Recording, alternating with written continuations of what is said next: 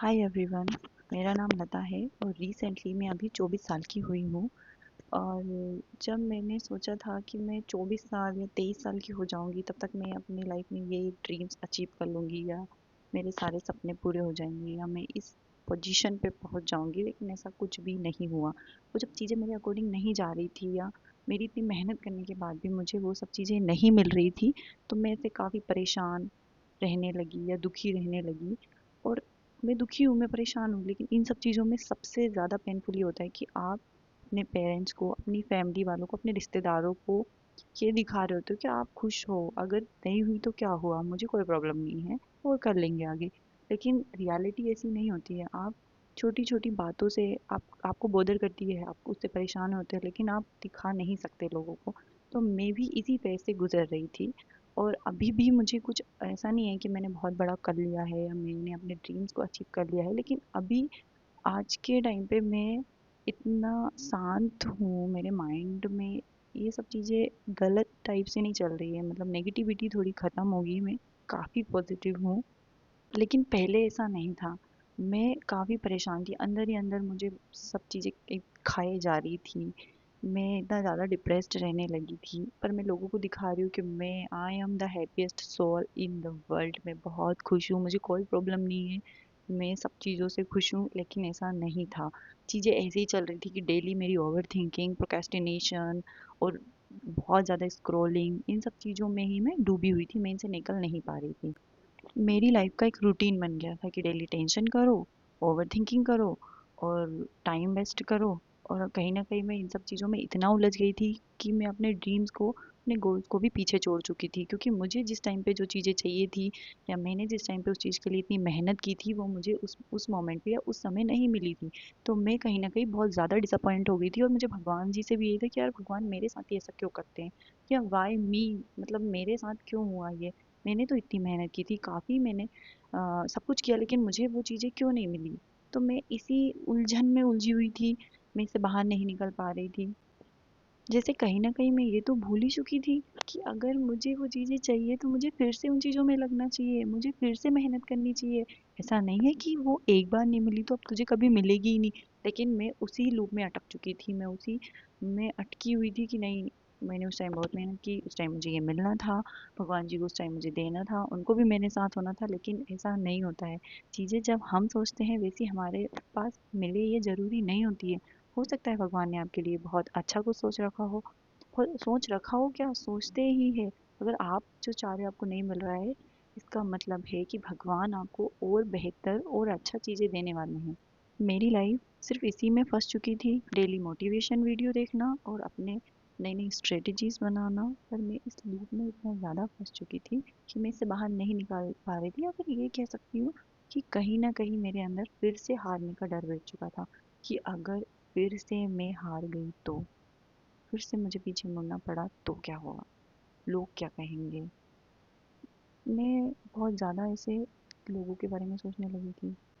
लेकिन वो बोलते हैं ना, जब सारे दरवाजे बंद हो जाते हैं तो सिर्फ भगवान का दरवाज़ा खुलता है। और मेरे साथ भी कुछ ऐसा ही हुआ।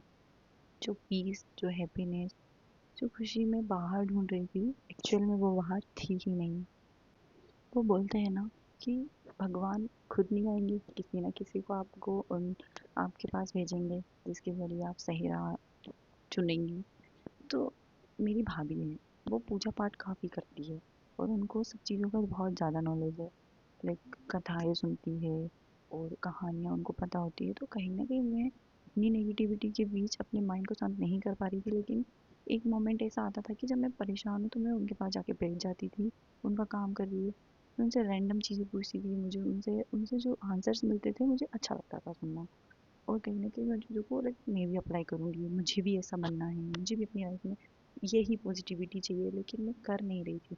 लेकिन एक मोमेंट ऐसा आता है कि आप उनसे इंस्पायर हो जाते हो और आप भी उस मोमेंट पे वहाँ वो काम करने लग जाते हो। तो धीरे-धीरे मैंने आपको अपने आप को पॉजिटिव वे में लेके गई और मैंने बस थोड़ा-सा ऐसा रहता है ना कि भगवान के, जो हमारे घर में जो भगवान जी हैं यहाँ, वहाँ जाना स्टार्ट किया। लाइक पूजा पाठ थोड़ा-थोड़ा, दीपक लगाना, ये सब करना मैंने थोड़ा-थोड़ा स्टार्ट किया। और इन चीज़ों से मुझे ऐसा नहीं था कि मैं, कि भगवान मुझे ये चीज़ दे दो इसलिए कर रही हूँ, मैं बस नॉर्मल कर रही थी।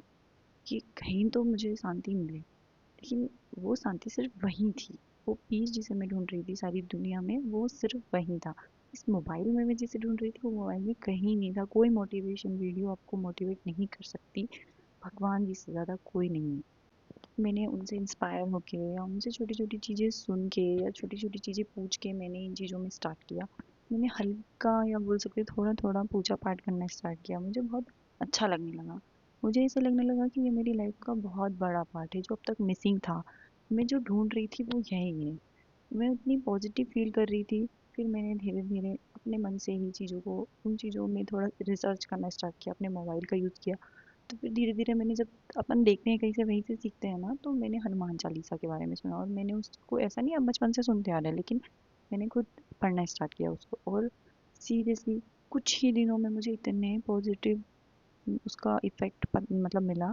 मैं इतनी पॉजिटिव वे में चली गई कि मैं शायद आप लोगों को लग रहा होगा कि मैं बस बोल रही हूँ, ऐसा कुछ नहीं है।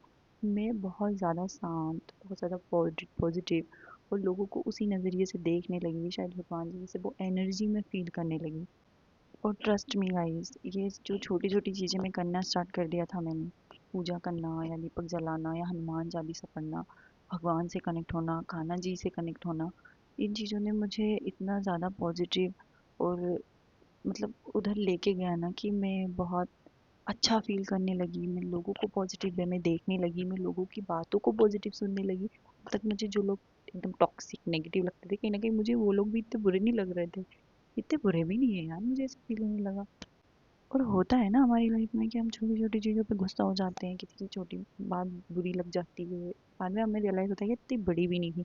लेकिन जब आप इन चीज़ों में इन्वॉल्व होते हो, आपको वो चीज़ें उसी मोमेंट पे आपके अंदर आप अपने एंगर को कंट्रोल करने करने लग जाते हो और ये कि लाइफ का सबसे मेन पॉइंट होता है कि आप अपनी लाइफ में गुस्से को कंट्रोल कर पा रहे हो। छोटी-छोटी चीज़ों से बहस नहीं कर रहे हो लोगों से। एक सब हमेशा रहता है ना कि हम बहस करने लग जाते हैं, छोटी कोई बात हुई, तुमने मुझसे ऐसा क्यों बोल दिया, तुम ऐसा कैसे बोल सकते हो?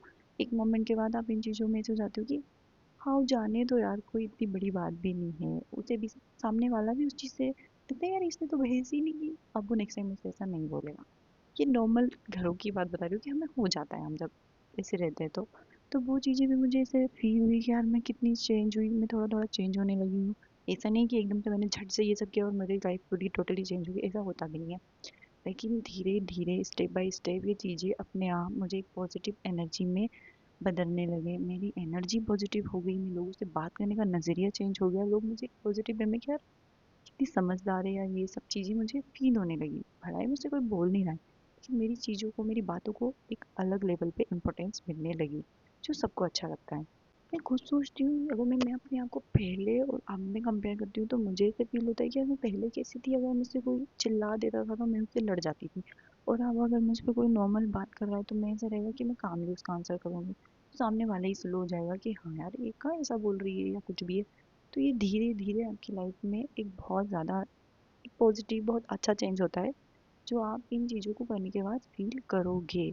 ऐसा नहीं कि आप गलत चीज़ों को सुन लो या किसी ने गलत बोल दिया तो आप जाने दो, ऐसी बात नहीं है। पर बहुत छोटी-छोटी चीज़ें होती है, जब आप अपनी लाइफ में इन चीज़ों को इन्वॉल्व करोगे, तो आप भी उन चीज़ों को फ़ील करोगे कि हाँ, रियलिटी में ऐसा होता है कि जब हमें कोई नॉर्मल बात पे भी कुछ बोल रहा होता है, तो हम उससे लड़ जाते हैं। लेकिन जब आप इन चीज़ों को फ़ील करोगे, आप अपनी लाइफ में ऐसा नहीं करोगे कभी भी, जो मैंने किया है, जो मैंने एनर्जीज़ फ़ील की है, भगवान जी की प्रेज़ेंस मैंने फ़ील की है।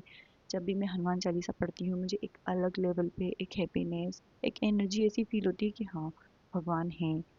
वो पॉज़िटिविटी अलग ही होती है, जब मैं वहाँ जाती हूँ, उनके सामने बैठती हूँ, वो पॉज़िटिविटी अलग लेवल पे होती है, मैं बता नहीं सकती। मैंने ऐसे-ऐसे एक्सपीरियंसेस देखे हैं अपनी लाइफ़ में, जो मैं आप सबके साथ शेयर करूँगी आगे आने वाली वीडियोज़ में। शायद वो भी आपको हेल्प करे अपनी लाइफ़ में कुछ अच्छा, कुछ पॉज़िटिव। और आप जिस नेगेटिविटी में फँसे हो कि यार मैं ये नहीं कर पाया, मैं ये कर लेता, अब तक मुझे यहाँ होना था। मैं खुद 24 इयर्स की हूँ।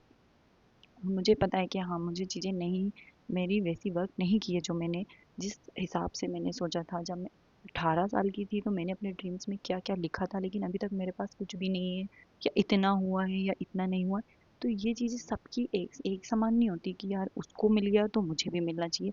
तो सब हो जाएगा, तुम शांति रखो, तुम अपने आप को पॉजिटिव रखो, और सबसे अच्छी चीज़, अपने इंटेंशन को पॉजिटिव रखो, किसी के लिए गलत मत सोचो या किसी के लिए गलत सुनो भी मत, किसी के लिए गलत कहो भी मत।